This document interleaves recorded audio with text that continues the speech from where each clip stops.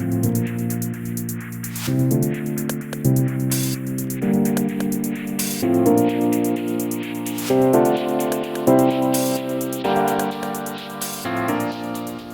you are a researcher here at Lund University. Can you tell me about your background? So I'm an economist, so mostly I do behavioral economics, so that's about understanding human decision making, particularly in an economic context, but also in other settings. And why did you get interested in decision making? I studied economics and I kind of realized along the way that a lot of the outcomes, also at the aggregate, more sort of macro level, depends on the decisions individuals and firms make.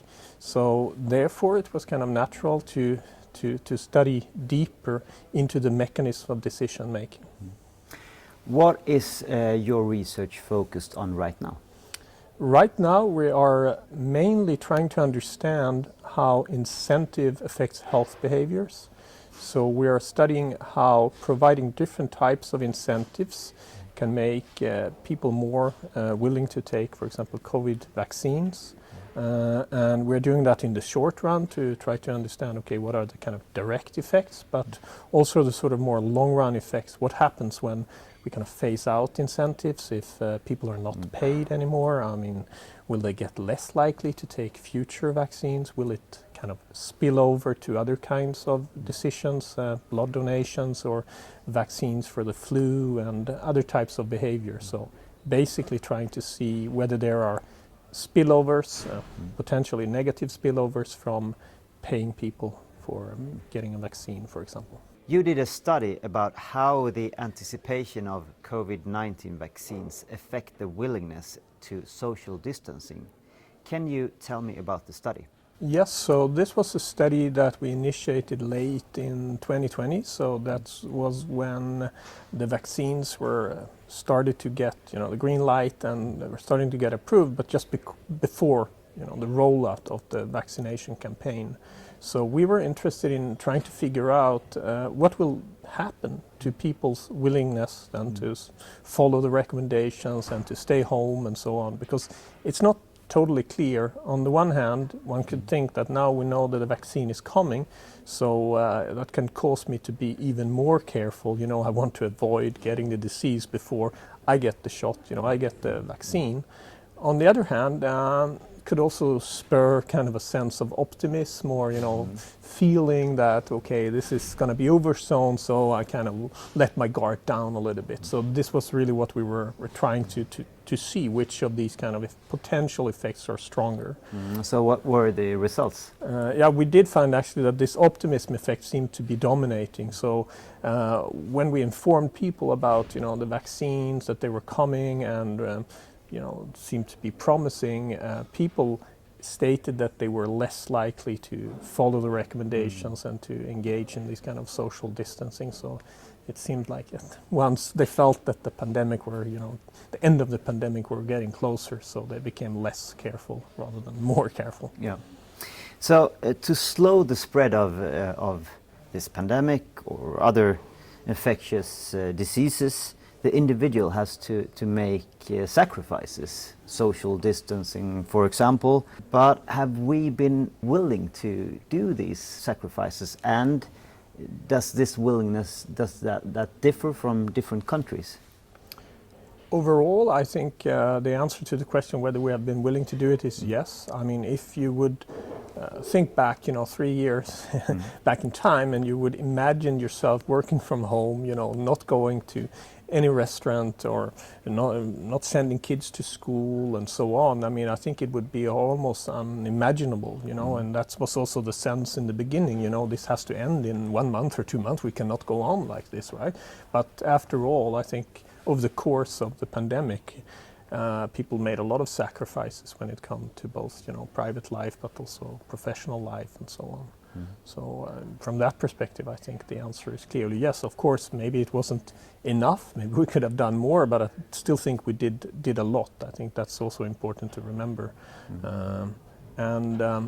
Yes, there is some evidence that there is differences between countries and between regions and areas depending on things like civic capital, social capital, and so on. So those regions or areas where there is more social capital, trust in authorities and so on, were more likely to follow the recommendations and do social distancing. So we are willing to make sacrifices when it comes to the pandemic, but if we change to another subject, the climate crisis, are we willing to make changes when it comes to dealing with that crisis? I think we are, but this is a kind of what we call a sort of collective action problem. So whatever I do, it will have a very, very small or negligible impact on the climate issue, right? So many people would be willing to do much more if they knew that other people, other countries were also doing things. So I think the key here is not to put all responsibility also on the individual. That's good, but we need to also have some sort of incentives or policy changes that can help to solve this collective action problem. Now we're in Sweden, and Swedes, we are said to be very individualistic, but we're also very active in the global community, and we have very high taxes. How would you explain that?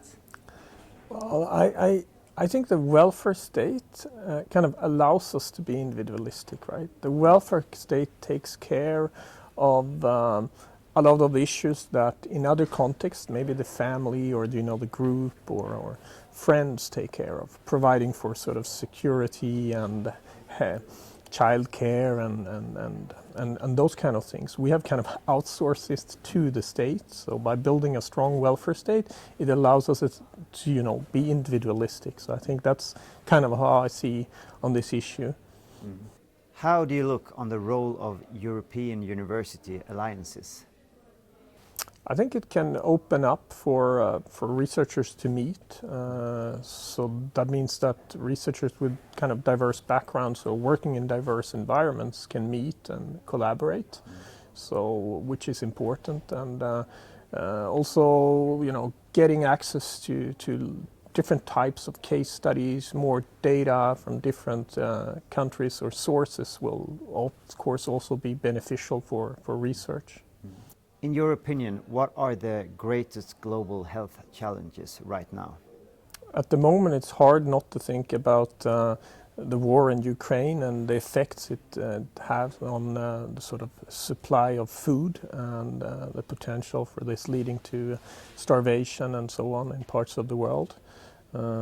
Apart from that, we also, of course, have issues of opportunities to get health care and the sort of inequality in that respect across the globe. But there's also other things that more directly relates to decision making, like we have antibiotic resistance, which is a growing threat, of course, and which has to do with the prescription of antibiotics and how to curb that or minimize that. But also lifestyle diseases. We know that smoking and obesity and those things are serious health threats, which kind of brings it back to the individual level. How can we help individuals to make better health choices during their life so they sort of prevents from developing these kind of lifestyle diseases? Erik Wengström, thank you very much for taking your time on this coffee break. Thank you.